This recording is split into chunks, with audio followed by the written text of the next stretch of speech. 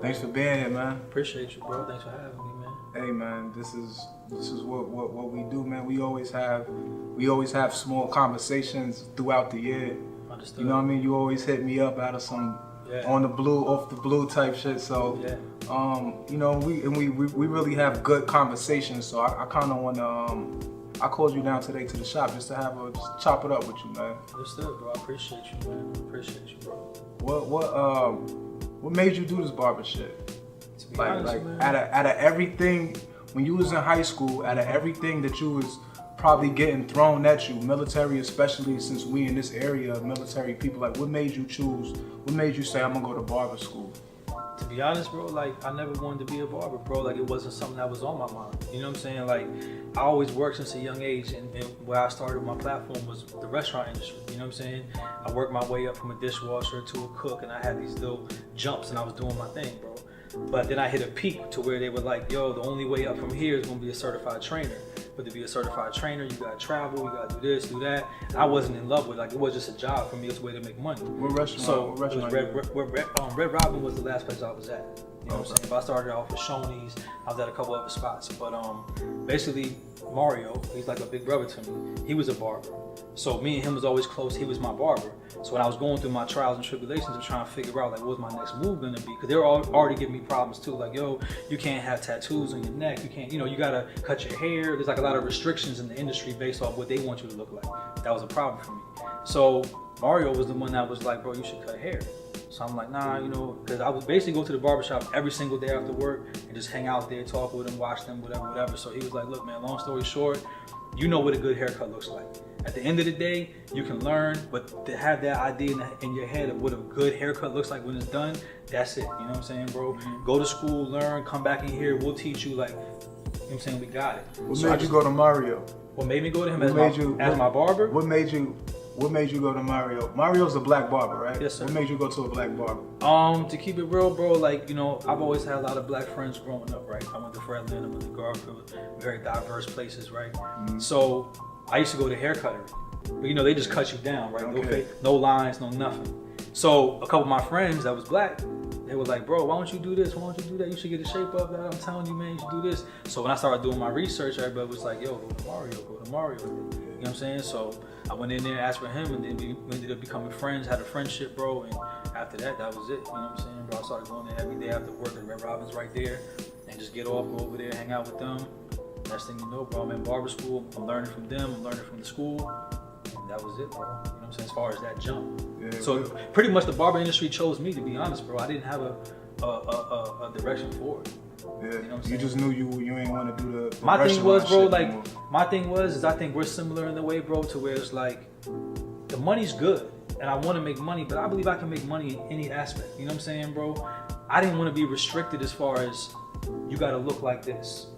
We need you to be this way because this is how we do it. That bothered me, you know what I'm saying, bro? So I was the type of person that would take a pay cut to still be able to be myself and have my hair as long as I wanted, or tattoo whatever I wanted to tattoo, and dress however I wanted to dress, and just be me, because I knew that my talents and skill sets have nothing to do with my image, man. So why are you restricting me based off who you want me to be? I want to be me. If I'm free and I'm happy, I can be better at whatever I'm doing, you know what I'm saying? Yeah. So the barber industry was a turn on in that aspect as well, because it offered me entrepreneurship and offered me a platform to be who I am and kind of sell myself just by being me. Yeah. And that was actually looked at as a good thing, especially being a white dude, because there was no white dudes, you know what I'm saying, bro? So the whole race part of it tied in. Then the tattoos in this industry became an advantage because people didn't have tattoos like that back then. So it was like, oh, this white dude, he got hair, he got braids, he got tattoos, like he's interesting, you know what I'm saying, bro? Yeah. You got some people that's not going to accept you for that, but then once you prove yourself with your skill set and they get to see your personality and learn your character, they gain more respect for you over time. You think that worked more in your favor, that you was different than everybody else? I would say this, bro, I would definitely say that it had its ups and downs. In the beginning, it definitely didn't, because nobody would let me cut their hair. Yeah. You know what I'm saying, bro? Like, shit you used to didn't matter, bro. Like, it didn't even matter how good I was or wasn't.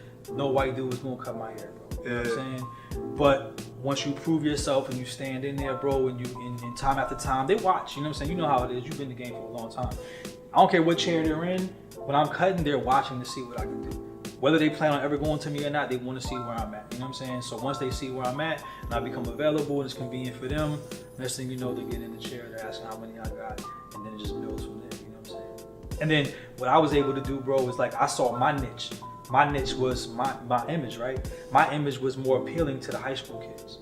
They liked the sneakers. They was into the tattoos. That was something they were looking at. Everybody wasn't doing it, but it was more thought of as like, that's cool, right? So when I saw the avenue, I was like, look, man, I'm gonna go to these kids, bro. Like, I'm gonna go to their games. I'm gonna go find all the best athletes in the area, football players, basketball players from all the schools. I'm gonna get to know these kids. I'm gonna reach out to them. I'm gonna show love to them. I'm gonna get them in my chair. Once I get them, I know all their friends and all the kids that look up to them in their school, they're gonna come. You know what I'm saying? That was your game plan. That was my game plan, bro. You know what I'm saying? Once I established my skill set and I had my chair locked down, I was like, all right, now I gotta build my clientele. Who am I going for?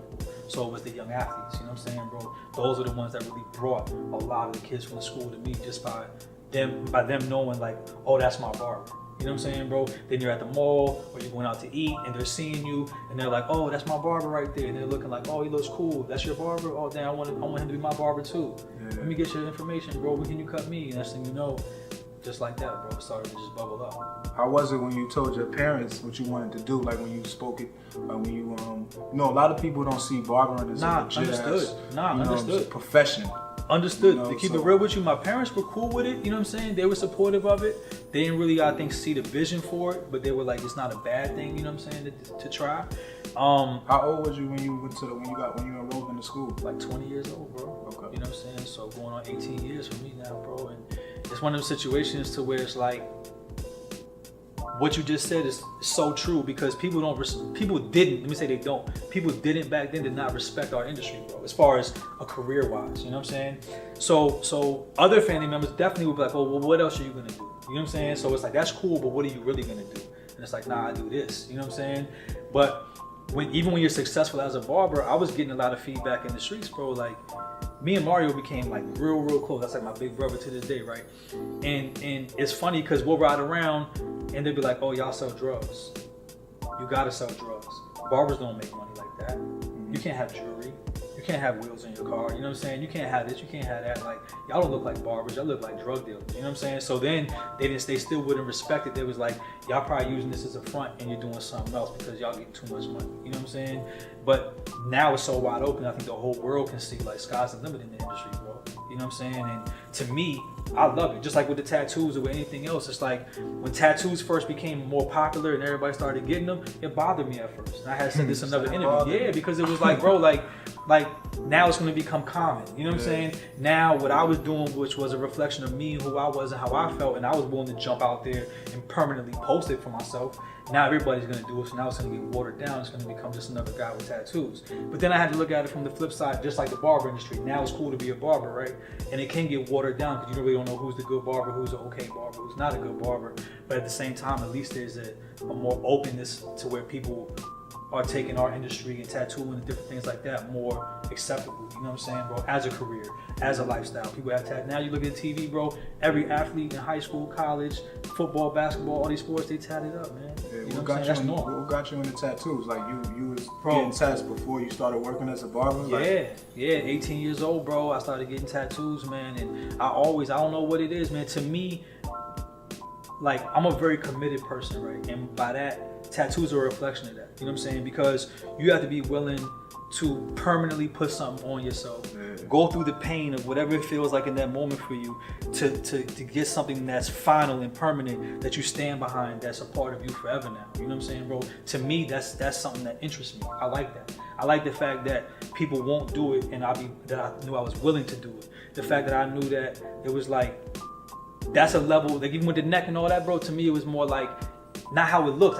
It bothers me a little bit that I think cats do it now. They put certain tattoo placements so people can see it or how it looks in a picture or whatever like that. And I'll see somebody with a whole neck tattoo take their shirt off and got no tattoos in their stomach or their chest and all that. Swag to me, bro. You know what I'm saying? It's just, you in it for the real like culture. For real, bro. You're supposed to start from the waist up and you don't get to the neck until everything's full. Yeah, man. You know what I mean, bro? Like, because you're doing it to look cool. And it's not to look cool, bro. Like, being a barber to me is not to be cool. Like, you might be cool and be a barber, but you shouldn't try to be a barber to be cool, like to get your reputation in the community, to be like, I want to be cool, what can I do? Maybe a barber because the people think I'm cool now. You know what I'm saying? And sometimes I feel like these young barbers do that, you know what I'm saying? Because they look up to somebody else and think they're cool and they just happen to be a barber. So now they think that's their way in to get their little cool points or whatever, or tattoos or whatever. So, you know, to each his own, bro. But at the same time, I do feel like some people OD with situations like that, bro. You know what I'm saying? Well, stuff like that, we starting to see it circulate with like in every industry, man. Yeah, just right. because of how social media. I blame Absolutely, a lot of that's a shit great on point. social media. Yo. Great point, yo. You know what I'm Everybody's saying? more visible. Yep, Yeah. everybody's more visible. You can see things from the inside and behind the scenes where before you didn't know what was really going on. So you're absolutely right about that. Well, not even that, because now, I mean, I feel like Instagram and social media is only used to show like the good shit that happens after. True. Like I'll take a picture of my shop and then some kid will be like 18, 19 years old, they aspiring to be a barber, and they'll look at my picture that I took of my shop and be like, damn, I want to be there right now. You know what I'm saying? Understood. But they ain't scroll all the way down to the bullshit shop I had like, real. you know, It's like real. 8 years ago. It's you know real. what I'm saying? So man, you know what, bro? People in general that I've come across, bro, the thing is, people want to start the race to the finish line, bro. And you can't have that mentality, bro. You know what I'm saying? You gotta be willing to do whatever it takes to just get in shape to even try out. And then once you try out, you want to make it, and then once you make it, you got to earn your spot as a starter. So then once you become a starter, you know what I'm saying, bro? You want to do all that, right? Yeah. You got to put in the work just to be able to apply. Yeah. And then once you make it, then you got to prove yourself. Once you prove yourself, then you got to become elite through a journey, bro. This is a marathon. You know what I'm saying? This is a journey. You say your shirt, your sweatshirt says it right there. It's a marathon, bro. Like this is not an overnight thing, man. People think they can come into the industry and take a couple pictures and wear a couple outfits and then be a superstar barber. It doesn't work like that, bro. You know what I'm saying? I don't even want to really associate personally, bro, with them type of barbers, man, or people, because I like people that are willing to go for it, dog, and pay their dues, man, and understand like what it's like to look back, you know what I'm saying, and be like, man, I've come a long way, bro. Windshields are bigger than rearview mirrors for a reason, bro. You're supposed to stay focused on what's forward, man, but you know what I'm saying? You know, people gotta be willing to pay their dues and put that work in, bro. Right. You know what I'm saying? Well, what made you take the leap to open up your own business, man? Honestly, bro, it was one of them situations to where I've been cutting for so long, and I was just used to being a barber, right? And basically the opportunity came across, man, and there was my business partner now. He had a vision for it. With I think him and his mother had spoke about it. They had a vision for it, and he kind of pretty much told me what his vision was and what he was getting ready to do, me and another barber. And immediately, bro, my wheels started turning. I'm like, well, you know, what's the situation? Where is it at? So we shoot over there, we're looking at it. I was digging the whole situation. So next thing you know, man, like, you know, he was asking me at that point in time, you know, like to just think about what he was getting into and the move he was preparing to try to do. And my mom was like, bro, like, you know, we should do this together, man. You know what I mean? Bro, How you met your business partner? We was working together at Mario Shop. Okay, y'all worked together. Yeah, we were working together And, for a long time. Plus, we went to high school together. Like, you know, we had a previous rapport before just barbering. You know what I'm saying? Oh, all right, y'all went to high school together. Yeah. We knew each other back in high school, so yeah, it wasn't like total strangers that just met and whatever. Like, you know what I'm saying? We know each other for a long time. So, what was the process to find your location? Like, where you at right now?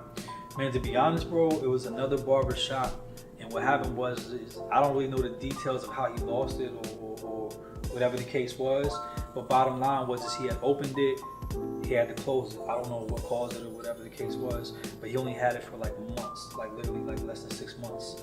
So you know how like people drive around and do the mobile supplies, right?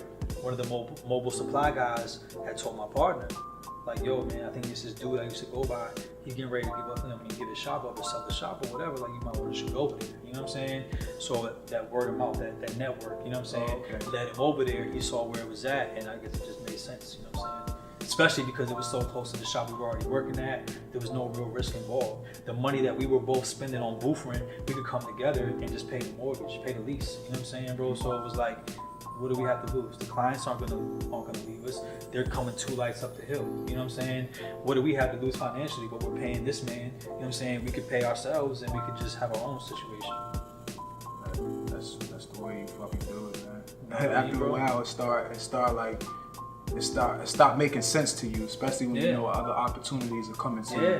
Yeah, it's been a blessing, man. Like honestly, bro, like I'm super grateful, man, because the ownership standpoint, man, means a lot to me. I take it real serious, bro. Like, to me, it's not just about a title, or it's not just about how much money can we make, bro. Like, I really feel like barber shops and communities are major, bro. Like, we're major. We're one of the only places that people still come from all walks of life, bro. You know what I'm saying? All races, all backgrounds, all income levels. You know what I'm saying, bro? From top secret people that work in DC and have all these clearances to drug dealers, you know what I'm saying, to keep it real, to police officers, to athletes, to every race and ethnicity, you know what I'm saying, bro? They come together. To me, the only two places I've witnessed in communities that are like that is a church and a barbershop. That's the only places I've seen where you have a multi-mix of everybody in the community, but they're there together as one in that room, cool, and it's love. People will speak to each other who normally probably wouldn't speak at Walmart or speak to each other in the gas station, you know what I'm saying? But for some reason, in the barbershop or at church, people will show that love and acknowledge each other and dap each other up and have that little interaction, you know what I'm saying, bro? And to me, that's the only time I get to experience it, bro. So to have one of those elements, to have ownership in that aspect, bro, that means a lot to me, bro, because I really care about the community and investing into the people.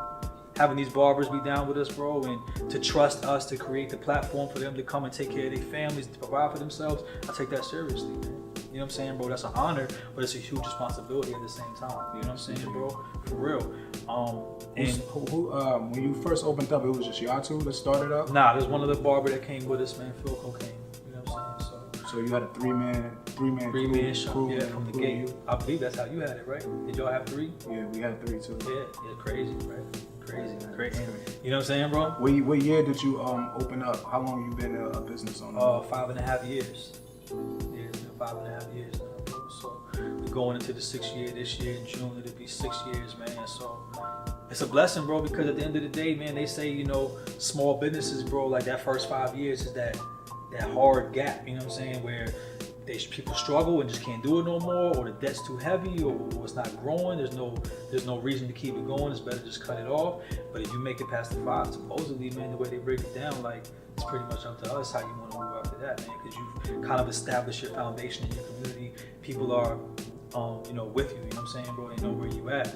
So, to me, man, you know, this is the route I'm on till it's over, for real. How, where your shop is located at, it's not directly off of like a major street. Right. You know what I'm saying? And you even got to turn into the parking lot to really see where y'all at. Understood. Did that scare you, like the location? Did that scare you before you opened up your business, or did you have a plan of how y'all was gonna execute and like constantly like grow and shit like that? Yeah. To be honest, bro, it didn't, because the main reason was it was so close to the other shop. So I knew that the clients weren't gonna struggle finding it. You know what I'm saying? It'd be easy to explain to them how to get into it. Even though it's not visible from the street, the fact that it's in such a major intersection, you know what I'm saying, bro? You got Minnieville, you got the Prince William Parkway. Basically, you can come off the highway or be at the mall, come straight up. It's a straight shot, one left. Real easy, you know what I'm saying? If you're coming from Lake Ridge, it's right up from the parkway from that side. If you're coming from Dale City, so it's like whatever angle you come from Manassas, you come off the parkway. So it's like you can come from any angle from multiple locations and find us in literally a straight shot with one to two turns. You know what I'm saying? So even though from the outside looking in, when you first see it and you step back, you'd be like, man, it's kind of in the cut. When you actually break it down to people and they find it, once they find it, it's like, oh, that was real easy. Like that, it was simple to find it. Once they find it, they know where it's at. It's open, and they tell people how to get there. I mean, it's really easy. You got landmarks, you got the Applebee's, you got the Parkway, you got BJ's. Like, tell people once you start saying Lakeside, you start naming these places, they're like, oh, I know exactly where that's at. The building's right there. Plus, what I liked about it was that we were on the ground floor, that it was new, that it's a nice looking, clean environment, you know what I'm saying, bro? And to me, that was important, you know what I mean? I wanted to have a safe, clean environment with a ground level floor entrance, you know what I'm saying? So that was one of the major factors in it too. How did y'all break it down? Because y'all, Philco was working in the shop with you, the third barber was working in the shop with you as well too. So so it was 3 of y'all that left one barber shop at one time. How was that? Like when you told the owner of the barbershop, the owner was basically your mentor, you know, somebody that brought you into the game. So how did he take that, and how was you nervous, like, you know, going to go talk? Was it all 3 of y'all talking, or what? Nah, everybody spoke to him individually because we all have individual relationships, you know what I'm saying? And still to this day, we still do. I think he understood, man, because at the same time, it's like, if I'm paying one person at one place, right?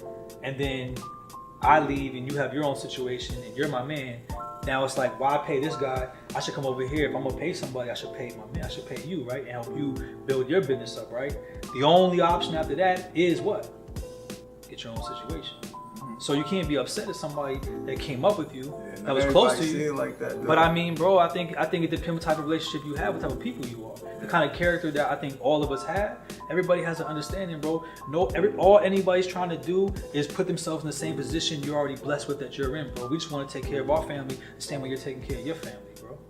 And for somebody that couldn't understand that, that's not the type of person that we are. You know what I'm saying, bro? Like, it's just not. You know what I'm saying, bro?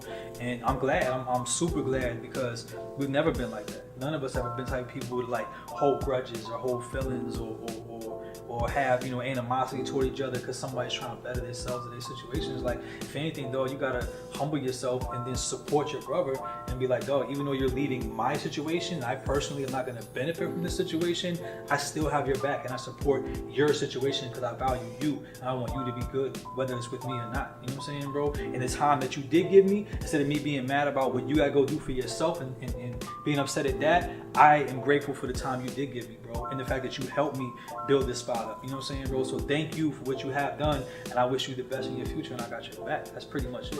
On all aspects of every situation, that's how everybody's carried it, bro. You know what I'm saying? To this day, we all still speak, we're all still good, there's no ill will, there's no problems, man. You know what I'm saying? So I think, man, it all boils down to character. You know what I'm saying, bro? Like, some people are friends with each other, or they're cool with each other, or they work together, or whatever. But until a situation like that happens, you really can't see where y'all really at. So to me, it's a blessing in disguise, bro, because you learn a lot about each other when it's quote unquote not all good, right? Yeah. When it's all good, and you're the man, and I'm the man, and we're both doing whatever. But when I go to step over here, then we're gonna have to, you know, we're gonna see where this is really at. Mm-hmm. You know what I'm saying? So I think it's a good test of character too. You know what I'm saying? At the same time, bro. So I'm definitely blessed that almost 65 and a half years later, all parties involved are still good, speak on a regular basis. No ill will, no nothing. That's good. That's a real friendship, man. Just like you said, where you really tell who in your corner and, you know, who really mess with who. Absolutely. You know, through hardship and, you know, of change. Absolutely. You know what I'm saying? Absolutely, bro.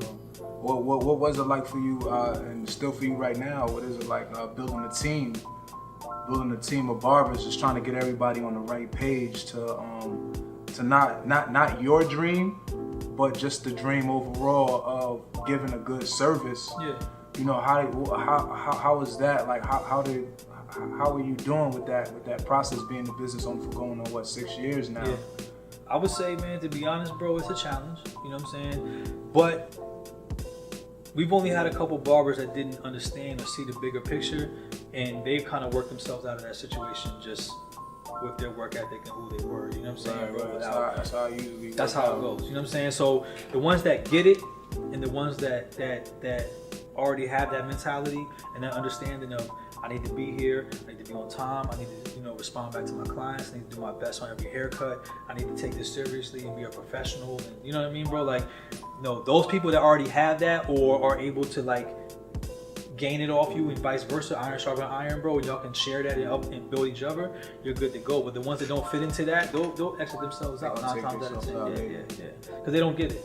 You know what I'm saying, bro? You can try to teach them, you can talk to them, you can give them everything you know what to say to them, bro. But if they don't hear it, they don't hear it. You know what I'm saying, bro? And even for the ones that have came and gone, like, it's no ill will with them. I still speak to them. You know what I'm saying, bro? I still shoot them a random text. You know, how you doing? Where you at in life right now? Or how, you know what I mean, bro? Because I just value people, man. Like I said, I don't have to get money with you or get money from you or be the beneficiary of our relationship for me to value or care about you, bro. That's just not how I'm made. You know what I'm saying, bro? It's not.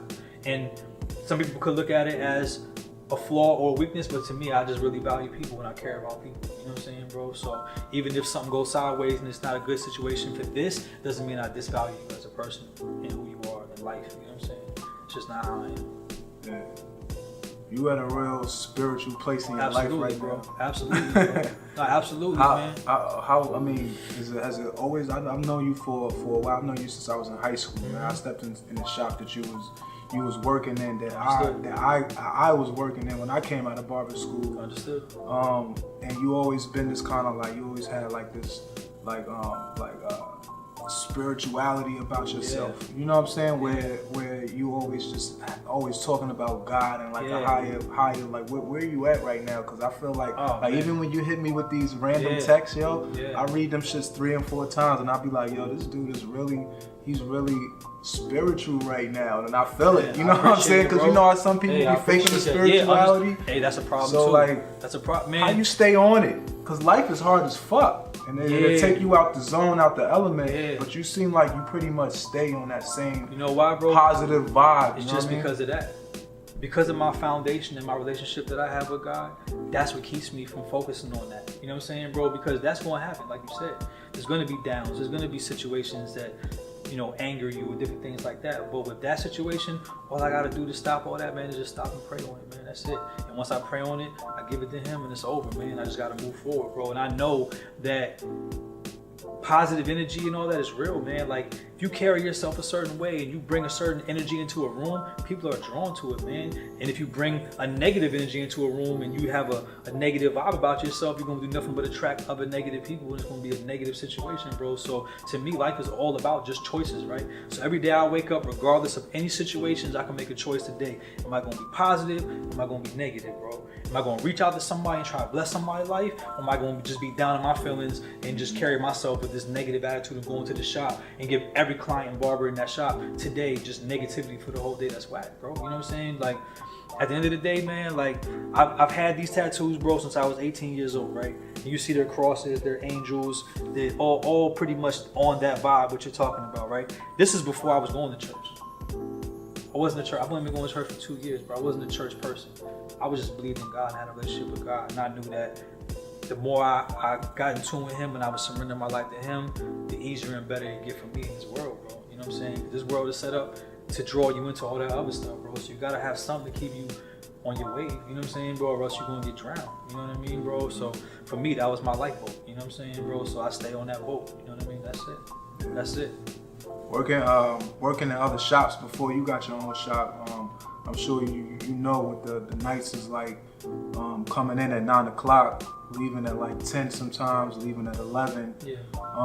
You know, just to get the bag. Yeah. You know, just to get to the next level when you're working in somebody else's shop. Understood. Like, you got a family now, right? So how was that transition from, like, you know, you not having kids to you being able to go hard in the shop for 12 hours, 13 hours sometimes, to like you saying, hey, yo, I need some fucking family time now. You know what, I'm gonna keep it real with you, bro. It piggybacks off the last conversation, because prior to me going to church, bro, the last couple of years, bro, and actually having like relationships with my pastors, bro, and like getting baptized and all that, bro, like, it made me refocus, right? Like, I always did what you were saying. I was always the hard worker. Always down to work hard, never had an issue with it, whatever had to get done. Back then, to keep it real with you, bro, even though I believed in God, my God then was money. You know what I'm saying, bro? That was my first, on my list of things for the day, it was money. Then it was this, that, and the third. You know what I'm saying, bro? But in that situation, when I reflected on it, it made me move it and put God at the top. And then like my wife, then my kids, then my parents, then barbering and this and that. You know what I'm saying, bro? So it was like, when it got moved down the line, it didn't lose its importance, but it had to find this place in my priority list. You know what I'm saying, bro? Once I was able to do that, I jumped out on a ledge. Everybody knows me knows a couple years ago, I started doing it. I changed my whole schedule for my family. I said, bro, I'm not gonna do this anymore. I'm coming in at 11:30. I'm leaving at 3:30. I'm gonna start doing these hours. Whoever's with me, they're with me. Whoever's not, they're not. If my schedule doesn't fit your schedule, please go to somebody else. You know what I'm saying? But my priority now is I gotta get home, because I want to get my kids off the bus. I want to go to games. I want to take them to the basketball court, to the playground. Like, I want to go to. I want to be more involved in my family's life. And no lie, bro. No lie to you not. By me doing that, I made more money now than when I was just chasing the money, long hours, long days, cut more heads. That mentality versus putting everything in order and valuing certain things and certain people over the money. The money comes in more now.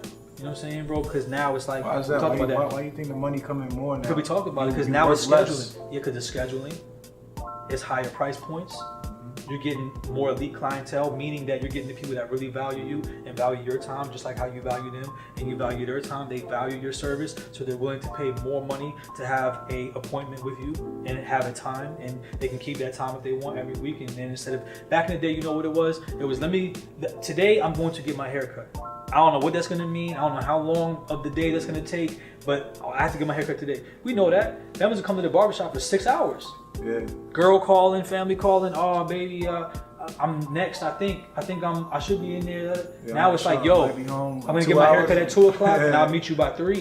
So now it's like, with that convenience factor, it allows you to live your life and just get your haircut in the process of it, instead of being like, damn, I gotta spend my whole day at the barbershop because I got there early, but it's 12 people in there and nobody can get to me till 6 o'clock. You know what I'm saying? So it's like, bro, that right there, that's more money. You know what I'm saying? But that's just structuring differently. That's how we talked about. It's like putting things in order. You know what I'm saying, bro? And plus, we're blessed, man. Like, we got clients that have been coming to us for over 10 years, 11 years, 15 years, bro. Like, you don't watch these people grow up from 10th grade, 7th grade, 8th grade to grown men, 30 years old.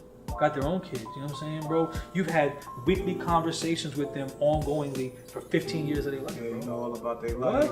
What? Bro, we done took did their haircuts for their proms, their homecomings, their graduations, their engagements, when their babies is born. Like, you're such a major part of their life. It's ridiculous, bro.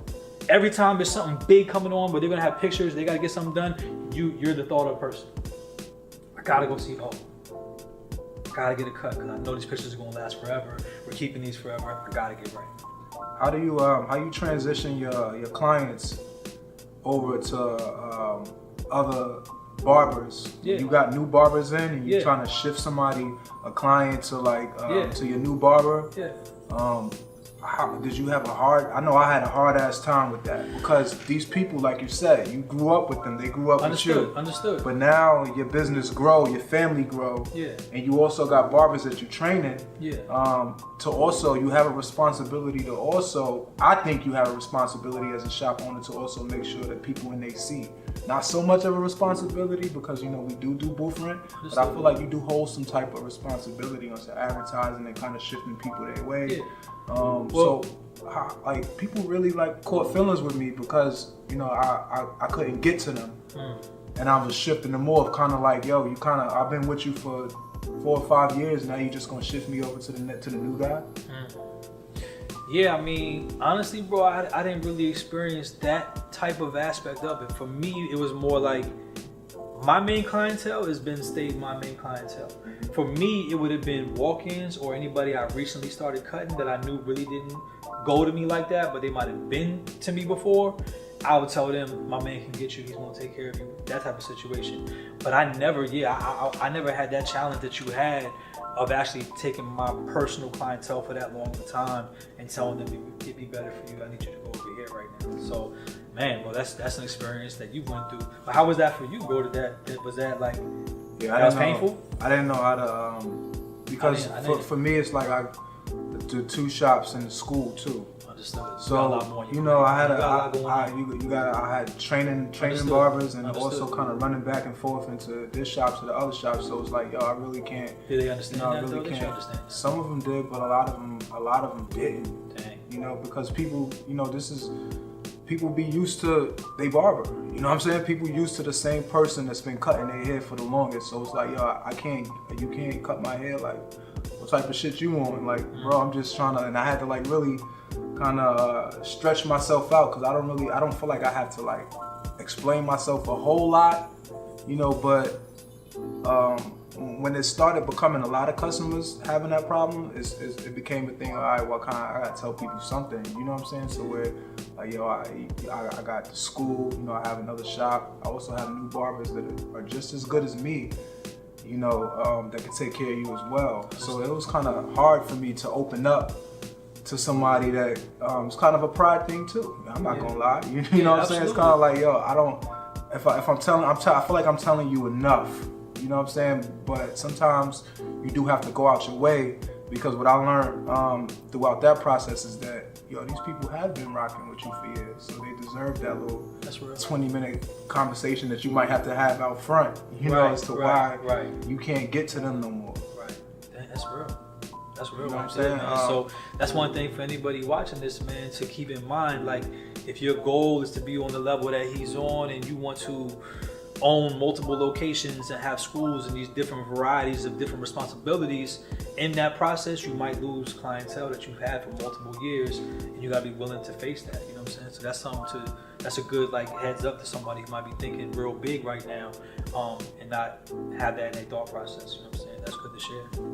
Yeah, also too, man, I see just dealing with like a lot of young barbers, you have to, just not even talking about the school aspect of it, just talking from barbershop owner to barbershop owner, like you have to train new people that come into your establishment too. So when you flip your clients to your schedule, the new barbers look at you and say, hey, well, the owner is leaving at 11 o'clock, or coming in at 11 o'clock and leaving at like 3, so I could do the same shit too. Nah, honestly, when I spoke to them, bro, it was more of an understanding of, this is your chance to eat. By me removing myself, that's one less person that's here. So if anybody comes to that door and I'm not here, get him. Get him. These are his hours. If these are the days that you need to come, and these are the hours that you're available to come, and he's not here, I got you. Mm-hmm. And it's not a snake move. It's not a scam thing going on. Like, I want you to do that, bro. You know what I'm saying? That's different. If I can't get you, bro, because my priorities are in a different place, then by all means, please stay in the shop and go to somebody else. You know do you hold like shop meetings, or do you speak to your barbers individually? Individually, man. We speak, every day, pretty much, man. Every day, you know what I mean? Every day. Like, I do a lot of texting and stuff, bro, and just self-building, you know what I'm saying, bro, and just keeping everybody inspired, motivated, man, and just knowing that they're appreciated, bro. You know what I'm saying? So, and plus, you know, I'll do blueprints with them, bro. I'll show them, like, bro, here's how you can save money. You know what I'm saying? If you ever wanted to open a shop, we can franchise with you. You know what I'm saying? I did a whole breakdown of like any barber that works in the shop. If you want to own your own shop, but you don't want to do it by yourself, you can do it with us. We'll be a 33% partner with you. We'll put up the money, take the risk, we'll share the bread, everything. You can pick how you want the shop to look. We'll do everything together, but you run that shop, that's your shop. Here's the breakdown. If you have this many chairs, this much rent, here's the numbers of what we all can make, bro. But just come in every day, grind, show yourself, prove yourself, save your money, come to the table and say, hey, look, I have my $10,000. I've been on it. There's a location here, here, here. These are the numbers. What y'all want to do? I'm all with that. You know what I'm saying, bro? Because in my process, in my journey, I've seen a lot of other owners have multiple barbers throughout their shops go and open their own shop.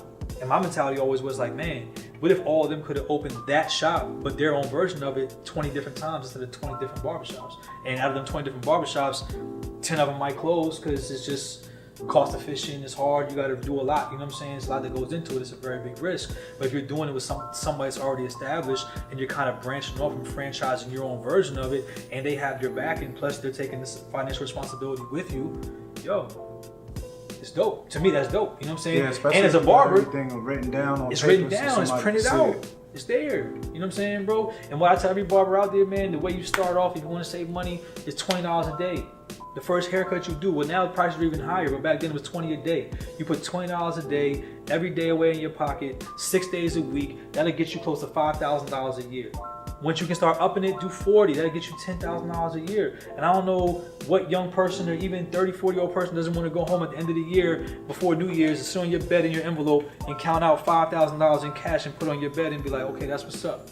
Next year I'm doing 40. Next year I'm gonna do whatever. And yo, that money's still accessible. If you need it, it's yours. You can use it for your bills or fix your car, but try to hold on to that. You know what I'm saying, bro? And I advise everybody to have 3 different saving plans. A short-term saving plan, a long-term saving plan, and have a savings plan to invest. Don't just save money to have money to invest into something. Whether it's Bitcoin, a barbershop, shoes, whatever, man. Like, make yourself financially available to where if an opportunity comes in front of you, you have access to something that's not gonna kill your other pots to be like, okay, I'm ready for that. Prepare yourself for these situations, bro. Out of that $5,000, I would say put 1 in your short-term saving, 1 in your investment savings, and put 3 for your long-term, or however you want to finesse it. But something like that. Out of that 10, now you up 644. That's not a bad look. You know what I'm saying, bro? After a couple years of that, that's a good look. Like you've been diversifying your shit since day one. Absolutely. With promoting different little venues. Absolutely. Managing artists. Yeah, absolutely. You got to, yo. You got to, man. Because at the end of the day, man, like for me, I ain't gonna say you got to, I got to. Because for me, bro, that's like I'm passionate about a lot of different things. And I really believe in myself, bro. Like I do. I believe in myself. I believe that if I learn something and I apply myself to something, I can be good at it. Good enough to where I can earn some money and do it. You know what I'm saying, bro? So yeah, real estate, man. The snow plows, you know what I'm saying, bro? Shoe situations, bro. Clothing situations, music situations, barber situations. My thing is like, I'm not trying to get rich overnight, bro. I'd rather have 10 pots and make $1 million in 10 different pots to get to my 10 million than try to put all my money in one thing and try to get 10 million real quick in one thing. And if I lose, I'm done.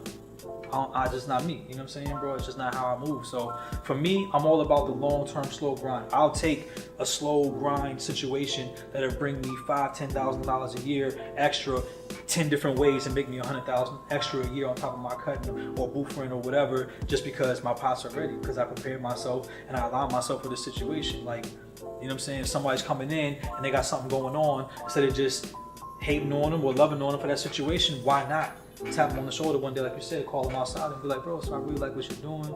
I like how you move.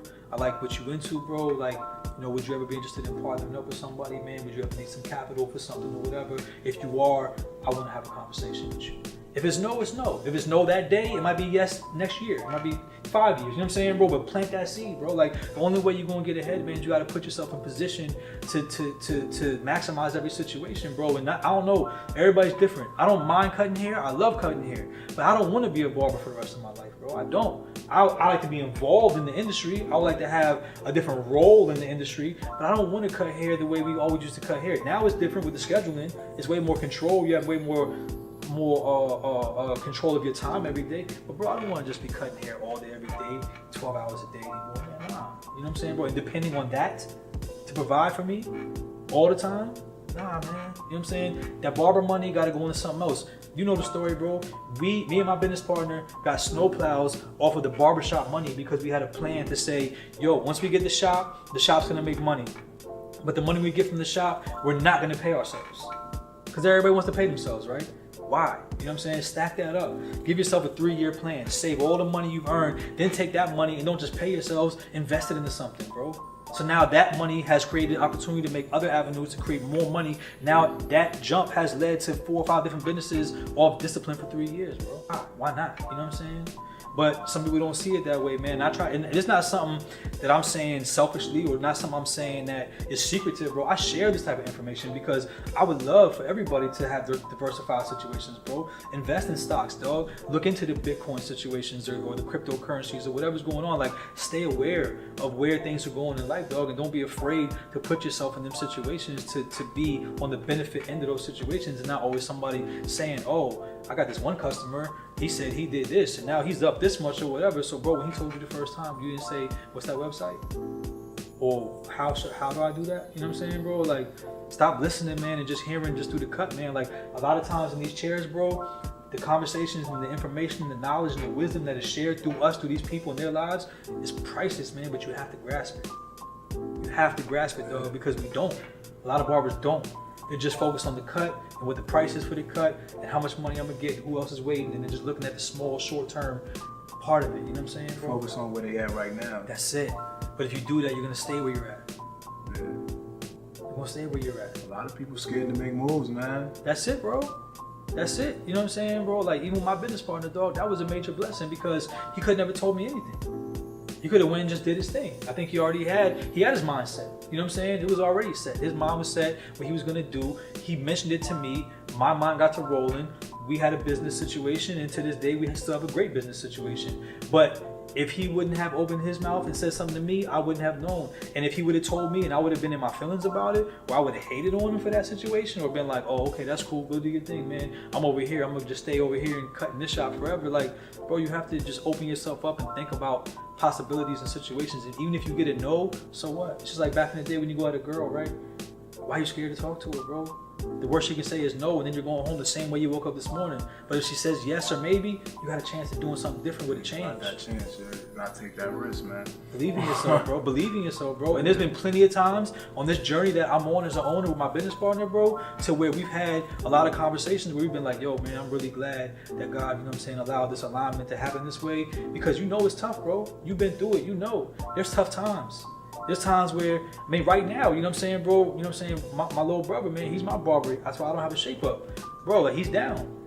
That's a hit, you know what I'm saying, bro? Like, bigger than that, I love him, I got his back, he's gonna be back with us, but that's still financially a hit, you know what I'm saying, bro? So, in certain situations, in certain times when things come up, if you're by yourself, I never have been, if you're by yourself, that I would assume that's a lot, man. It's a lot, you know what I mean, bro? But to have somebody to bounce it off of, and to be like, okay, yo, we need to do this, or we should change this, let's go half on it, that's a whole different ballgame. So that's what I'm used to, bro. I have a business relationship with my partner to where we do everything together, man. We split money together, we make money together, we make decisions together. If there's something that comes up and it's a discussion, we have two different perspectives on it, you know what I'm saying, bro? Sometimes that's better than one, because sometimes one might not see the whole picture, you know what I'm saying, bro? But by together, he might see a side of a conversation that I didn't really get. But then I can give him a side as well, and then we can meet in the middle and make what's the best decision now as a shop, you know what I'm saying, as a business, instead of how you feel or how I feel. You know what I mean? How was it with a business partner though? Like, 'cause sometimes it can be too much. Bro, it's been great for me. Too much. All I can speak on is from me.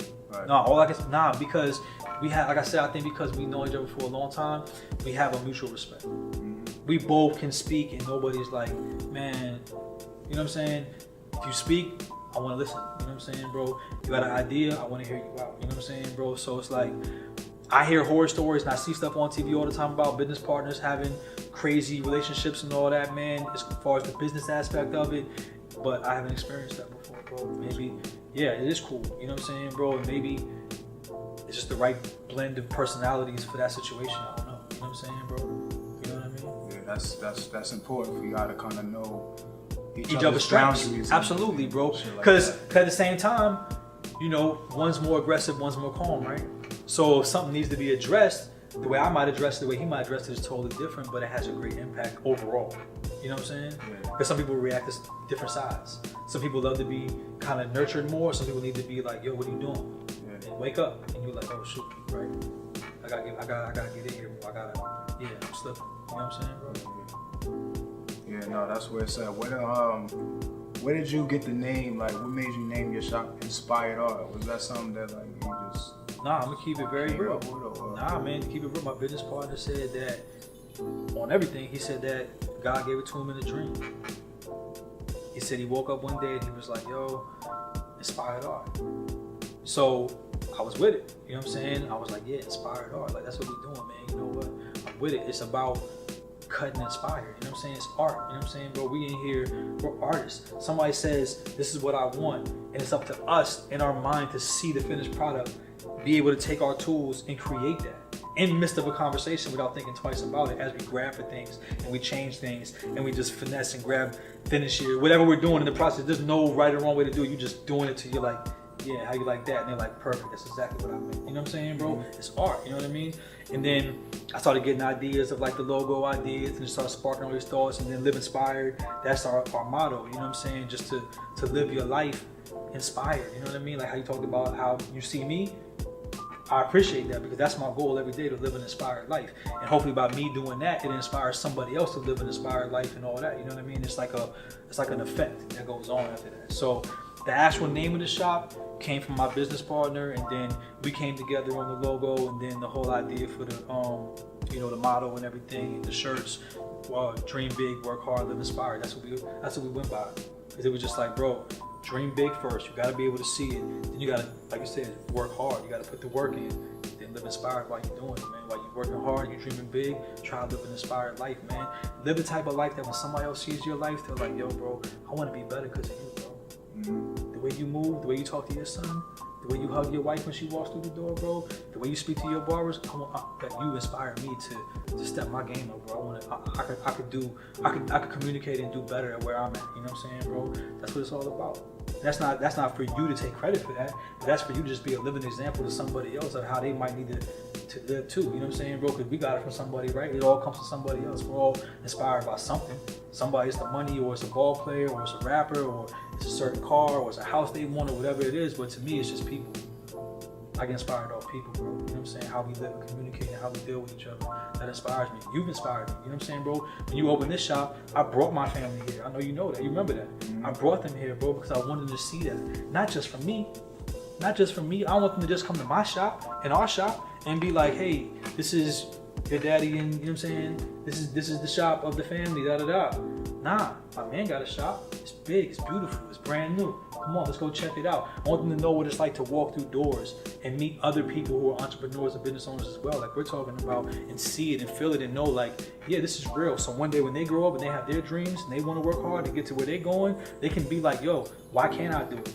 My daddy did it. His friends have done it. I've been there. I've seen it. Like, it's not nothing crazy to me. You know what I'm saying, bro? Because some people, like, for real, God has blessed me, bro, to be in opportunities to go to certain areas that are, you know, I do a lot of work in the community in the city with different organizations, bro, like giving back and helping and giving food to families and homeless shelters and all that, bro. And in that process, the number one thing that I feel like I see that's missing is that right there. There's no people they can go to see what it's like to be successful. Right. You need that. It has to be real to you. If you can't see it and touch it and you don't get to understand it, it's not feasible to you. It doesn't make sense to you. You know what I'm saying, bro? So those are the type of kids eventually, dog, I would love to put them on bands and all that and bring them out here and be like, dog, come in this joint, come to my man O's joint, go to Mario's joint, go to everybody I know that has something. And dog, this that you see right here isn't just cool. This man did that. This man did that. You can meet him. He'll have a conversation with you like he's a real person that's accessible. It's real. You can do it too. You know what I'm saying, bro? But if you don't have that, you know how it goes. Yeah, now seeing people that is the same age as you, around the same age, that look something similar to you, that's into the same things as you, own businesses and do things extraordinary, definitely helps will help you out. You know what I'm saying? Because it'll give you a clearer vision of picturing yourself in them shoes. Absolutely, bro. How could your son feel like it's impossible to be anything if he's seen you do it? How? So somebody else could see him and be like, bro, who are you to think you could do that? You think when you grow up, you're going to be like, yeah, I know it's real. I've seen it. I lived it. Yeah. I grew up in it. You know what I'm saying? But like, I grew up in my father's dream. So why can't I have my own dream as well? Yeah. Well, with my young barbers, I normally have to have a sit-down conversation with them about their appearance when they come in the shop, as far as they, the type of clothes that they wear. You might want to come in with some flip-flops on, a wife beater. This happened. Or they pants might be extra saggy. You know what I'm saying? Because we know that most barbershops got its specific culture that it clings to. You know, and in my barbershop, I got more of a hip hop culture in here. So, you know, what the type of things that come with hip hop. I feel like new barbers, just because I play hip hop music in here, even clients, they kind of bring that with them in here, and that's what everything I just named, including smelling like a whole bag of weed when they walk past you. Understood, bro. You know what I'm saying? And I'm not a fan of that. You know what I'm saying? You know what's crazy, right? I was just in Philly, man, for New Year's, right? My brother-in-law, he lives out there, and there's a lot of barbershops in the city, as you know, right? So when you come out of his townhouse, you walk down the block, bro. There's a barbershop right on the corner. I've never seen it before. The bottom half of the door had a big sticker on it, a vinyl sticker that said, "No sagging pants allowed. Have respect for the other people." You know what I'm saying? I'm like, wow. Yeah. Wow, So I've never seen that. When you open the door, I've never seen no it, excuse. but right here in North Philly, in the heartbeat of the city, they got a sign that says, "Pull your pants up when you come in here, dog, because respect the other clientele that's in this building, bro." I like that. Yeah. I like that, bro. And I get it. You know what I'm saying? You're a subcontractor. This is the mall, that's your store, you pay rent for your store, I get it. But at the end of the day, bro, like, dressing appropriately does count. You know what I'm saying, bro? If you want somebody to take you serious, you gotta bring something to the table. We've had that conversation, we've had barbers before that underdressed. Like, you look like you just rolled out of bed and threw your slippers on. And you didn't do nothing to your hair, and you like you probably didn't take a shot. You know what I mean? Like, what are you doing, bro? Like, how are you gonna go up to somebody and say, hey, my name is so-and-so, let me groom you. Right. And you look like you gonna groom yourself. It doesn't make sense. You know what I'm saying, bro? You need to be a good representation of your store. You know what I'm saying, bro? If you're gonna get me to come to your store, your business, when I meet you and you introduce what your business is, I wanna see that this looks and feels like something I wanna be a part of. If it doesn't, I'm not with it, bro. Like you said, if you smell like weed and your pants are sagging crazy, or you look like you just woke up out of bed, it's probably not gonna work. I haven't seen it work. You don't have to be the flyest guy. You don't have to be the most best dressed, none of that. Nah, you ain't gotta get crazy. But balance, man. Life is all about balance, bro. Find that zone. Where are you at? You know what I'm saying, bro? Be comfortable with how you look, but also look professional and look presentable, bro. Like, yes, we're barbers. Yes, we're both guys that are in the hip hop heavy, and we dress a certain way, and our clients in our shop are very similar in that aspect as far as the vibe of the people. But at the same time, I feel like professionalism cannot be lost. And I think both of us, man, from my perspective, we've kind of changed the narrative of that in our community. And I'm very proud of that from my end, bro, because I feel like prior to us, a lot of barbershops were more like cuss in front of the kids, have whatever on the TV, somebody smoking, so what? This, you know what I mean? It's like, this is the barbershop, whatever. Hole in the wall, don't really take care of it. Don't make it look so nice because it's a barbershop, who cares? I feel like we approached it differently, bro. Make it nice, make it clean, make it spacious, make it professional. You know what I'm saying, bro? Because people actually do appreciate that. Like you said, I go into a restaurant of a business, dog. I want it to be nice. You know what I'm saying, bro? I want it to smell good, dog. I want to buy my shoes in comfort of being like, okay, I spent my money. If I walk in, it's too dirty or it looks crazy in there, but then wow, I think it's fake. Yeah. I probably won't buy it because it might not be legit. You know what I'm saying, bro? So I think as young owners, we do take pride too in how we present our businesses and how they look, from the lighting to the decor. You know what I'm saying? Like, it has to be a reflection of us, but at the same time, be clean and be the next level of what the barbershops can be out here. You know what I'm saying, bro? Without going like super bougie with it, but just finding that balance of like hole in the wall to like super bougie where you fit in at. You know what I'm saying, bro? I think it's very important. What do you feel about booth rent and commission? Like, you run a booth rent barbershop as well, just like I do. Yeah. Have you ever thought about changing over to commission? Nah, or man. Changing over to hourly? I even know a barber that pays his barbers hourly. Nah, you know why? Because for me personally, bro, who I am, have we talked about them pots and all that? I'm not trying to just capitalize off every barber. There's rent that's due, and there's a fair amount of what I think should be charged for the value of the chair and the space, depending on what you're capable of making. You know what I'm saying? Let me ask you, in this area, Northern Virginia, what do you think the value of a booth rent should be? Ours is $200, and I know that can be on like the lower end. But while I feel like that's still feasible, bro, it's because you can make that in a day. So if you come in here, dog, and you do your thing, you're gonna make your booth rent in a day, and then you have up to 5 more days, 6 more days to do whatever you want, man. Because for me, bro, I find value in you knowing that you're making your money, bro. So for me, if I was taking a percent of everything you made, it'd bother me personally. I won't be able to walk past you. Then I got, but then look you in your eyes. But you know what? And here's what it also changes, right? Now I have to monitor you, because if I'm getting a percent and you just did a fade with a beard and design and all that, and it should be a $35, $40 cut, but you tell me, nah, he ain't had that. It was a $20 cut, bro. Here's your. Now we dealing with all that. You gotta watch the cash register. We know what barber school was like, bro. Yeah. Every day was an issue. I know y'all in here putting 5 in, taking 20 out. Come on, man. Yeah, I think barber school kind of shied, especially the barber school. We both went to the same barber school. I think it shied a lot of people away from doing commission or paying their barbers hourly. It's gonna be way more headaches, bro. You know what I'm saying? And excuse me, for me, bro, like I said, you come in here, bro, $200 a week. Come on, man, you should be eating, man. Yeah. You should be eating, bro. It's fair. It's all there for you. How are we eating if you're not eating? It doesn't make sense. We came from the same school. We work in the same shop. We're in the same shopping center. We know the same type of people. Like, bro, get your money. You know what I'm saying? So to me, I wanted to make it fair. Plus, we still eating off that. It's not like we're broke or we're struggling off that. You know what I'm saying, bro? So my whole thing is, as a businessman, bro, I always like to be as fair as possible, if not fairer than most. You know what I'm saying? Because to me, that shows loyalty and that shows that I really care about you and I want you to be good, instead of just being like, look, whatever the max number is I can get from my chair, I want that because I want to make the most money possible. You know what I'm saying? I know if I'm smart with whatever I have, I can make my money elsewhere. You know what I'm saying, bro? The shop to me is really more about the people in the shop and the community around the barbershop than it is for me to make money. You know what I'm saying? That's just how I feel about it. Some business owners might have a totally different approach and all they look at it is this money. I've seen barber owners like that. That's just not me. I'm not going to knock them for that, but that's just not who I am. I'm just not the guy that's going to show up and you don't know me and I'm just going to just take your money and just leave. You know what I'm saying, bro? That's not how I move. If I'm coming through, bro, I'm bringing food. Everybody's going to eat. Everybody's good.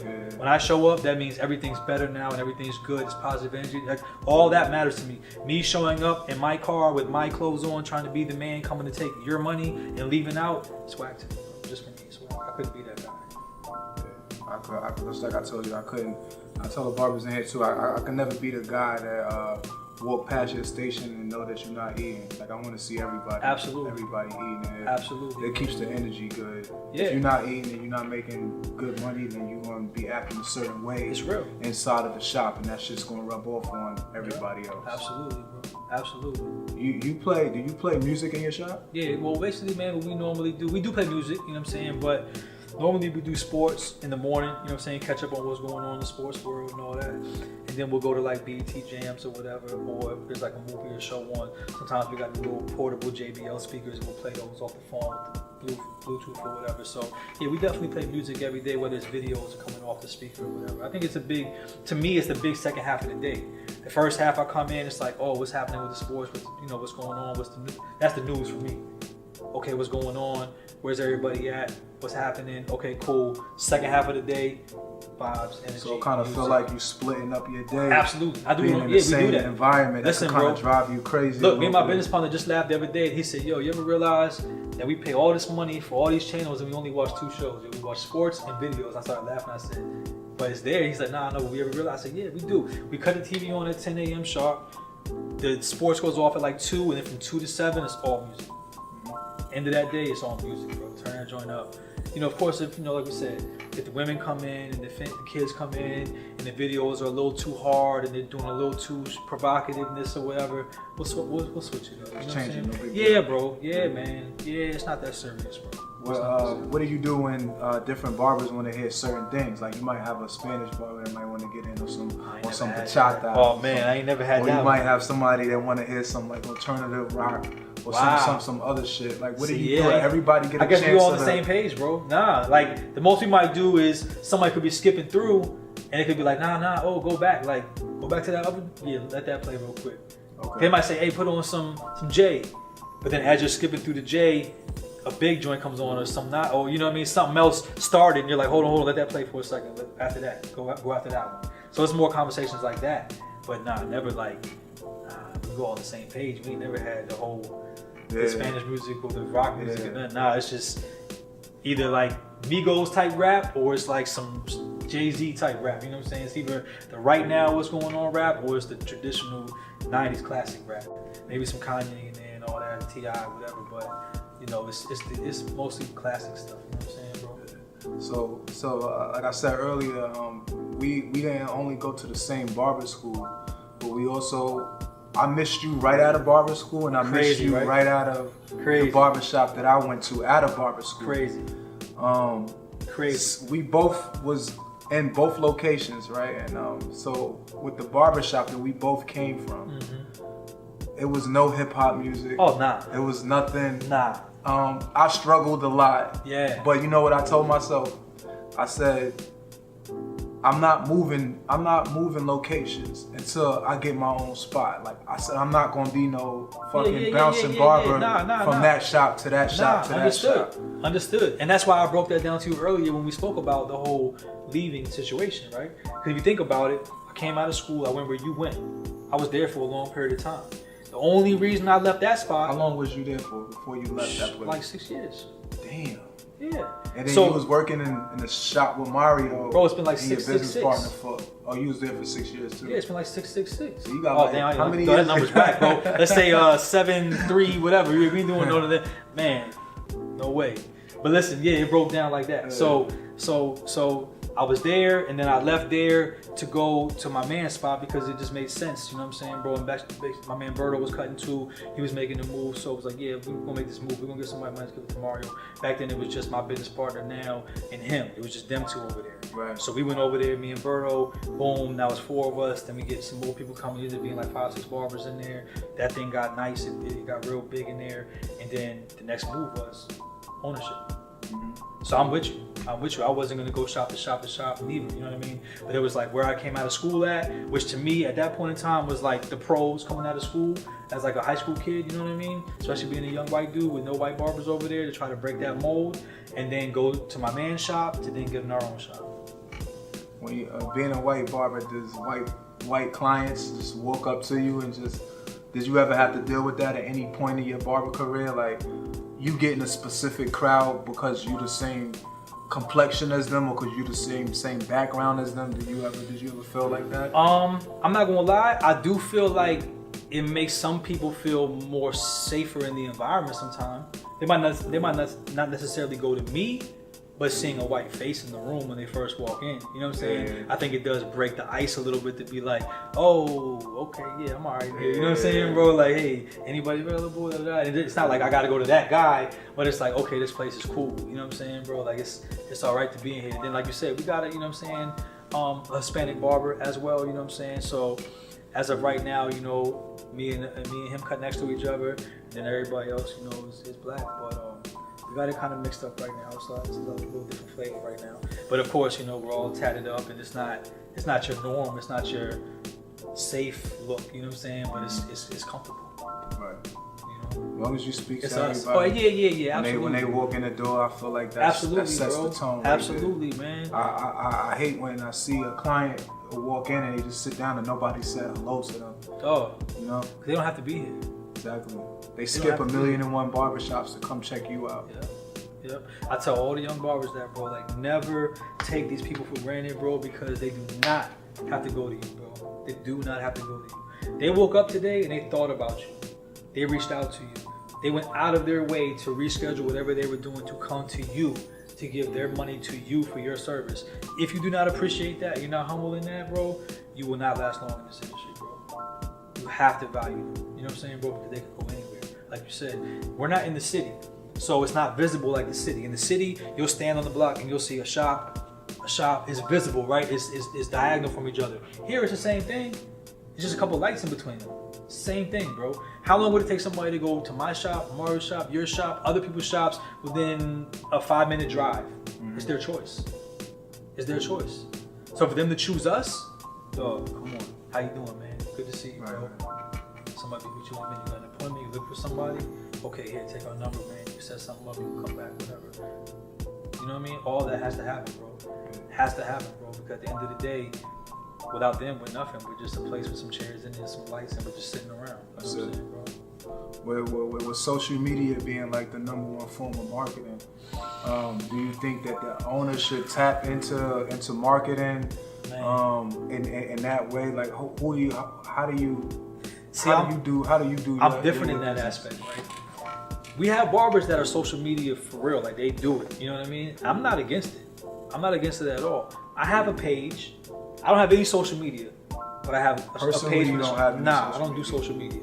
The only thing I ever did social media wise was MySpace back when it first came out. You know what I'm saying? But I don't have Facebook, Twitter, nothing. You know what I'm saying? Instagram, I have one for the shop. I do not update it a lot. And the reason being is really, bro, is like, I feel like for social media, it's not genuine for me in the aspect of coming into the shop and getting your cut is an experience. You cannot get that experience through a picture, bro. I can't give you that. You gotta come. I'm so old school, bro. I'm a face-to-face guy. You know what I'm saying, bro? Like, even with my appointments, I don't have an app. I don't have a website. I'm not doing that for me, bro. Like, I still want interaction. I still want interaction with my clients. Shoot me a text. Hey, bro, you got something this day? Okay, yeah, what time range you looking for? yo, can I do 3? I got 4:15. Is that cool? Cool, thumbs up. So would you put it on like your notes or? Yeah, exactly, on my notes. Every 45 minutes, every day on my notes, because I still like to know that when you come in, that you spoke to me and we're on the same page, bro. I still like that, bro. I'm just, you know, I keep my paper receipts. When I pay my bills, I still write the date I paid it and the check number. I fold it up and put it in the envelope. Like, I do all, I'm old school, bro. Like, I'm hands-on. I want to touch it. I'm still a people person. So I'm not against social media, and I know it's impactful, and I know it's very useful, and I get it. But at the same time, I'm like, man, I'd rather go touch the people, and I'd rather bring you in myself. And once you come in, I want you to get the experience of what it feels like to be in the shop, to get your haircut here, to hear the conversations, to be a voice and be a part of it, and then go ahead and leave, and then you can tell me how you feel about it, and you can put something on social media if you're willing. You know what I'm saying? But I get it. It can get people and all that, but my whole thing with that is kind of like, bro, like, all right, let's say you post something all the time. If you're getting tons of likes, but none of those likes are turning into clients, what's the real, like, you know what I mean? It's like, I see people come in the shop and be like, yo, bro, I put this video clip up on my page. I got 5,000 views. And I'm excited for you. And I'm not trying to down you in that situation. But it's like, okay, bro, that's dope. But out of those 5,000 views, how many of them are actually going to, like, come to one of your shows or purchase your song when you drop it, or, like, check out your video and, like, check for you. And it's like, I don't know. Hopefully they do. And I'm like, you know what I'm saying? If it don't make dollars, it don't make sense, bro. Like, it's cool, but are you doing it for attention, or are you doing it to actually build and create something? You know what I'm saying, bro? So I feel like social media is scary in that aspect, that you can get addicted to the attention you get, but is it actually leading to business for you? Is it actually leading to, you get addicted to the attention? Yeah, that's where everybody's at in the world right now. I feel you. And me, I told you I'm different, bro. I'm one of them guys I'm a weirdo in that aspect. I like to be opposite of that. So if everybody, like, when I meet people and they know I don't have a Facebook or a Twitter, they think I'm crazy. They're like, yo, what do you live in this crazy life? You so cold, bro. Like, you a drug dealer for real, man? Yeah, the drug dealer comes back. Like, you don't want nobody to ever see where you're at or what you're doing. You don't want to share none of your life with them. I'm like, nah. You have no pictures of your kids and wife on there? Nah. Yeah. Your wife is cool with that? Yes. She doesn't feel like you should post her? No. She knows how I feel about her. Yeah. I don't have to show you anything. You know what I'm saying? I'm just so different with that, bro. I don't know. Whatever's so cool to everybody else, I always tend to kind of back out of it and be like, let me stand over here and just watch it, because I don't know. Mm-hmm. And then I got to see how I feel about it afterwards. I can't jump in it, you know what I'm saying? I can't just dive in because everybody's like, bro, you have to have it. Everybody has that. That makes me not want to have it. Well, me and you've been in the game for 10 years plus now. And we, I think we came in the barber game at a mostly cash flow situation. What? Took me forever to get the square. What do you think about being taking squares and taking credit cards for it's cool. Now? It's cool now. It's cool. I wasn't with it, bro. I was the last. But you know why a lot of barbers ain't with it though? Because you gotta show your money. You gotta show your money. Yeah, but bro, you gotta show your money. Because yo, any young barbers out here that's watching this, man, I'm trying to tell y'all, claim your money, because that's how you show what you got, man. I get it. You want to keep your money, you want to hustle, you want to do all these different things. Cool, I've been there, I understand. But now you got to get to a phase of life to where if you want to have credit, if you want to apply for things and you want to own things like businesses, like homes, like vehicles, and you want to apply for these different situations, the only proof of income we have is what you claim on your taxes. So if you do not claim a lot of money on your taxes, you will not qualify for these things. Or to qualify, you're going to have to put up a lot of cash. And the older I get and the more I learn, I thought that was cool back in the day to cash out. It's not cool, bro. Keep your cash, use your credit, do it smart, man. You know what I'm saying? I was against the grain for a long time with that stuff, bro. Nah, man, I don't want to do this. I don't need credit. Bro, listen. Give in. You know what I'm saying, bro? Give in, because it's way smarter to use their money to benefit you, to get your money up, to pay them back. You know what I'm saying? To get good credit, to keep it going, to get bigger projects. You know what I'm saying, bro? So any young barber out there, man, save your money, dress appropriately, take yourself seriously, create your pots. You know what I'm saying? Definitely, you know what I'm saying? Build yourself up to have a bigger and better future, man, than just going from the day to day and taking your money to go buy sneakers or go eat out, you know what I'm saying? And then figure like, oh, I'm gonna just spend it and get it right back. That mentality, years will go by and you'll regret it. You know what I'm saying, bro? Honestly, we've all been there. I walked in the barber shop.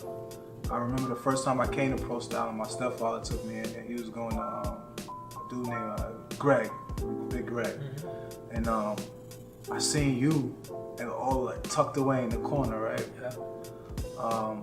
I think I talked to you about barber school or something like that.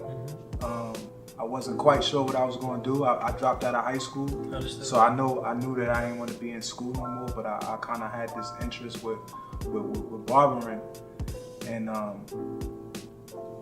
think you told me something like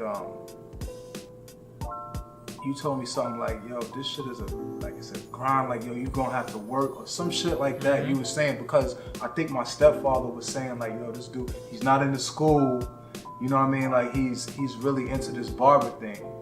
And I think that you was just trying to express to me how much work that goes into barbering. I think these young barbers, like I told you, we in the Instagram era where people just see the final result of things.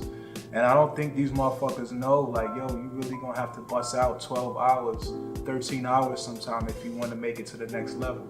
Or if you don't, you know, you wanna run a small schedule, a regular 9 to 5 schedule, you can be a barber behind a chair for a very long time. I know you bust your ass in both barbershops that you worked in before you actually got your own. What did that do to your mindset of a work ethic when you see these new barbers coming in and they don't have the same work ethic? Because for me, it's like everybody constantly tells me like, yo, you can expect everybody to have the same work ethic as you. But I do. You know why I do? Because I do bullfriend too, and I know I don't do commission or no other ways to make sure that the barbers that I have underneath this roof make money, because I know that they can make a whole lot more money doing bullfriend, right? So for me, it's like, as long as these fucking lights is on, you can make money and you can make it to the whatever you want to do. You want to put out t-shirts, you want to manage artists, you want to rap. This is going to be the GOAT for you to go do that, because money don't stop in the barber industry. Yeah, I get it. Man, personally, I'm with you. You can't make somebody like you, obviously, bro. You were designed the way you were to be you. But you can inspire other people, man, when they see you. When somebody comes and they see the final result of whatever it is, whether it's your vehicle, the shop, you with your wife, a vacation you took, whatever interests them to say, dang, bro, I want to be like that, or I want to be able to do that. That's the first thing you got to tell them, bro. You got to get your work ethic up, bro. Because I'm not me without that. You know what I'm saying, bro? I'm not. Yeah. My skill set came from my work ethic. Every barber to me. Very few barbers are going to come out of school and just be nice. I don't even care if you were cutting hair in your garage for 10 years before you went to barber school and you already had clientele, whatever. Bro, the transition from doing it like that to being in a shop with other barbers that can cut, and now it's like, let me see where I'm really at. It's an eye-opener for you, bro. So your work ethic is what's going to get you there. And I can't even tell you, bro, that every barber I know that's really successful like that, like making 6 figures, you know what I'm saying, bro, off cutting hair, it's because their work ethic, bro. Because everybody else who's not in the shop, or they're out chilling, or they went to a long lunch, or they did this or did that, with your work ethic, eventually you'll get their clients, bro. I have a lot of clients that I have to this day that I got from other barbers from having bad work ethics. Mm-hmm. They came to me and said, bro, I've never met a barber like you before. And you can say, well, what makes you say that? Well, I appreciate that. Right. What makes you say that? Bro, you always answer your phone. When you tell me to come, you're always here. Like, you're very reliable. You're very dependable. You're trustworthy.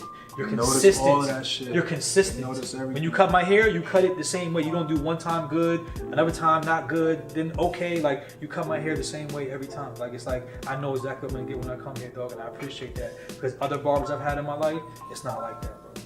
You know what I'm saying? It's inconsistent. They don't show up. The haircut's not good. I don't know if they're high that day or what's going on, and they got in a fight with their girl, but something's going on and they just mess my haircut up, bro. You know what I'm saying? So, like, man, you have to be professional, and your work ethic is everything, bro. Like, how could you be successful without a work? I don't know anybody. Like, all these athletes we look up to, everybody's on LeBron, so heavy, right? On Mike, whoever you like, man, Tom Brady, whatever it is. Why are they like that, bro? Because they work crazy hard. LeBron James will lose a championship after just playing nonstop 7 years of going to championships, playing all the time, and be the first guy back in the gym doing training, losing weight, getting another guy to teach him new things to make his body more developed to go into the next season. Constant work. Bro. LeBron is not who he is without his work ethic. Yes, he can play ball. He was given a body and a skill set, but without his work ethic, he's not a great, he's not a legend, he's not a champion. You know what I'm saying, bro? Like Jerry Rice, same thing. After he won the Super Bowl with Joe Montana, everybody else went on vacation. This man, 2 days later, was back at the facility going hard. Yeah. The greatest receiver of all time. After winning a championship, was like, that's cool, man. You have a good time at the beach, bro. I gotta get right. Get right. Dog, you're the best. All right, well, if I'm gonna stay the best, I gotta keep it up, bro. I gotta work. I gotta get right. I'm getting older. My knees kind of messed up. I gotta figure out how to keep this up. You know what I'm saying, bro? Like, I'll keep it real with you. That's the biggest thing I feel like. Right now, I feel like at this stage of my career, bro, I am the old player. I'm like the Peyton Manning, Dan Marino at the end, where it's like my body's falling apart, bro. I don't know if a lot of barbers talk about it and if they make it like a known thing, but I'm gonna keep it real, bro. My shoulders, my neck, my knees, I wear certain socks, you know what I'm saying, to keep my blood flow in my legs, because you might get the bruises and all that. Blood flow socks now? All that, bro. Get bruises on my legs and all that, bro, for standing up too long, because you're standing in the same spot and your blood is not circulating, so you're getting clots. Yeah. Your back is shot. I wear a back brace every day when I go to work. I got a knee brace, you know what I'm saying, bro? I got icy hot and all that on standby because, dog, I might be cutting and my shoulder just start burning, you know what I'm saying? So it's like, it looks cool and the benefits are good, but this industry, and if you do this long enough, you take it seriously and you work hard, it'll beat your body up. It'll beat your body up. You put thousands of hours on your body doing these motions, doing this, standing still, standing behind that chair in a 12-inch radius, spinning the chair all day. Eventually, bro, it gets to you. You know what I'm saying? So that's the biggest thing I notice, is that right now, at this phase of my career, bro, things have to get adjusted, because I can't work 10, 12, 15 hours a day every day. No, I can't. I won't even be productive, you know what I'm saying, bro? I even had to learn now at this phase of my career to limit myself to no more than 13 haircuts in a day, bro. Because I realized with training myself that 15, 16, 17 cuts, that really hurts. When I go to bed that night, I toss and turn. When I wake up in the morning, I don't really feel good. You know what I'm saying? 13, I can get by with that. So I had to find my max, you know what I'm saying, bro? I had to find like what at this phase of my career, how am I most, like, how can I do the best at what rate? So once I figured that out, just like for myself, personally, I had to put myself on a bedtime. Yeah. I had to. Yo, I need to be in bed by 12, up by 7. 7 hours of sleep, 17 hours of productivity. That's how I'm gonna maximize my day. I have to. Because if I don't spend 17 hours of my day and seven hours of sleep, I won't maximize my situations and my opportunities. I won't be at my best. And if I'm not gonna be at my best, what's the point of waking up? Yeah. That's important, yo. Routine is something that nobody don't like, because it make you feel like a goddamn robot. It make you feel like a robot or a little kid. Like, now I'm on a bedtime. I had a dude today I was cutting, right? He just a client.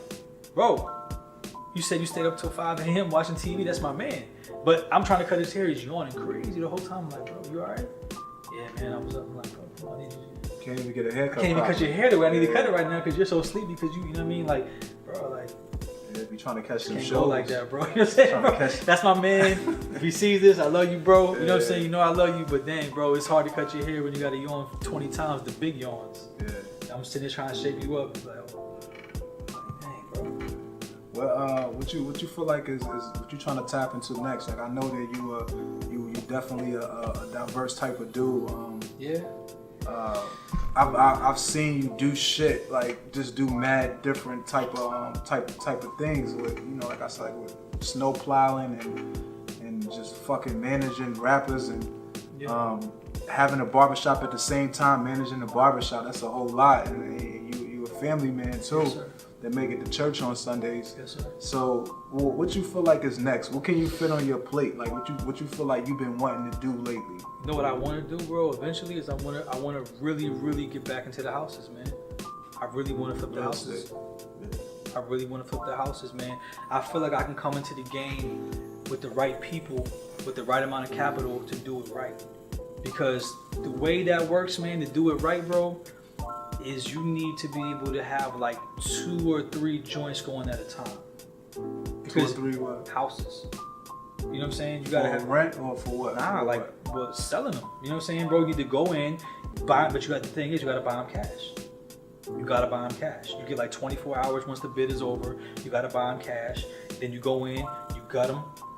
You build them out, and then you sell them. So you go grab a house for 100, you put 55 into it, you know what I'm saying? Then you sell it for 210, 220. You know what I'm saying, bro? You make 70,000. But if you got 2 or 3 of those going at once, quarterly, bro, do the math.